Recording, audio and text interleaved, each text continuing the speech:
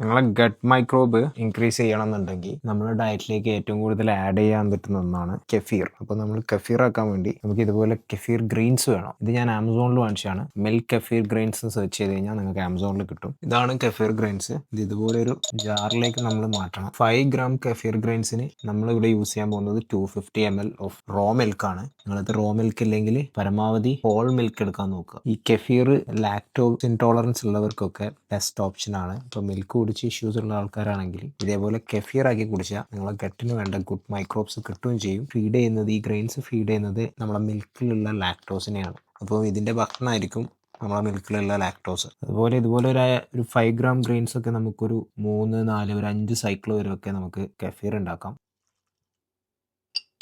അപ്പോൾ നിങ്ങൾ ക്ലോസ് ചെയ്യുമ്പോൾ ഇതുപോലെ ഒരു ബ്രീത്തബിൾ സെറ്റപ്പിൽ ക്ലോസ് ചെയ്യുക. ഞാൻ ഇവിടെ ഒരു പേപ്പർ ടവലാണ് യൂസ് ചെയ്തിരിക്കുന്നത്. ഇനി നിങ്ങൾ ലിഡ് വെച്ചാൽ യൂസ് ചെയ്യുന്നുണ്ടെങ്കിൽ ഓവർ ടൈറ്റ് അല്ലാത്ത രീതിയിൽ യൂസ് ചെയ്യാം. നമുക്കിതൊരു 2 days ഫെർമെൻറ്റേഷന് വേണ്ടി വെക്കാം. അപ്പോൾ നമ്മുടെ കെഫീർ റെഡി ആയിട്ടുണ്ട്. ഇതിപ്പോൾ തിക്ക് ക്രീം പോലെ ആയിരിക്കും ഉണ്ടാവുക. നമുക്കിത് സ്ട്രെയിൻ ചെയ്ത് ഇതിൻ്റെ ലിക്വിഡാണ് നമുക്ക് യൂസ് ചെയ്യാൻ പറ്റുന്ന കെഫീർ ഡ്രിങ്ക്. ബാക്കിയുള്ള ഗ്രെയിൻസ് നമുക്ക് നെക്സ്റ്റ് ബാച്ചിലേക്ക് ആഡ് ചെയ്യുന്നതാണ്. നമുക്ക് ഈ ഫ്രിഡ്ജിലൊക്കെ നമ്മളെ ബാക്കിയുള്ള മിൽക്കൊക്കെ ഉണ്ടെങ്കിൽ മിൽക്കിലേക്ക് ആഡ് ചെയ്ത് വെച്ചാൽ മതി. ഫ്രിഡ്ജിലാകുമ്പോൾ നമ്മളൊരു 3 to 4 days ഒക്കെ വെക്കണം. പുറത്താകുമ്പോൾ നമുക്ക് 1 to 2 daysനുള്ളിൽ നമുക്ക് യൂസ് ചെയ്ത് തുടങ്ങാം. 2 days ഒക്കെ വെച്ച് കഴിഞ്ഞാൽ ഇതിൻ്റെ നല്ല ടേസ്റ്റ് ഭയങ്കര ടാങ്കി ഫീൽ ആയിരിക്കും. നിങ്ങൾക്ക് അത്ര ടാങ്കി വേണ്ടതെന്നാണെങ്കിൽ 1 day വെച്ചാൽ മതി.